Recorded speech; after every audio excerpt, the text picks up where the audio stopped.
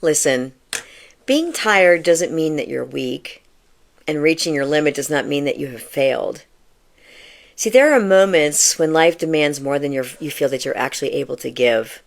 More than you might feel maybe emotionally exhausted, maybe you're feeling physically drained or spiritually discouraged, or carrying responsibilities that seem way too heavy for one person to carry. But hear this truth. God understands human limits, and He responds with compassion. See, you don't have to pretend to be stronger than you are. And you don't have to hide your pain from the one who always knows your heart. Name your pain to Him. That's what He wants you to do. Many people ignore their limits. And see, your limits are not a surprise to God. He knows when you're overwhelmed. He knows when your strength is running low. He knows when you're trying to continue while carrying grief, trauma, disappointment, or even fear. Scripture says in Psalm 103:14, "For He knoweth our frame, He remembereth that we are dust." You keep saying yes when you need to rest. You keep showing up while silently falling apart. You take care of everyone else while neglecting the condition of your own soul. And sometimes you may even believe that admitting that you are tired is a sign of weakness. See, this verse reminds us that God knows how we're made. He understands our weakness, our fragility, and our need for restoration. And God is not standing over you with condemnation because you need to take a pause. See, He's not disappointed because you can't carry everything at once. He sees you with compassion. Scripture says in 1 Kings chapter 19, the prophet Elijah, he reached a place of deep exhaustion and discouragement. After a powerful spiritual victory, Elijah became afraid and ran into the wilderness. He sat beneath a tree and he literally asked God to take his life. See, God didn't shame Elijah. He didn't lecture him for being tired. Instead, God allowed him to rest. He provided food and He provided water for him. Then He gave Elijah the strength to continue and carry on. See, that moment reveals something very powerful about God's character. Sometimes His first response to our exhaustion is not correction. It's compassion. I have a father wound. I was abused from the time that I was 5 years old. And when I became a teenager, it went into the physical and sexual abuse, which resulted into trauma. And it led me to end up having PTSD most of my life. Because of this, God sent me on a healing journey. He had me sit down and write a book. And page after page, I did begin to heal. But most recently, I've been putting together some things that have been sort of making me exhausted.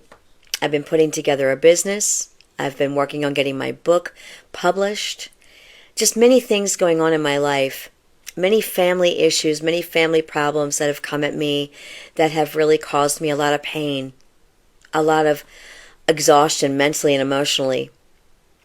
And because I kept trying to carry on and carry on and carry on and get things done and do things in my own strength, God started showing me some signs.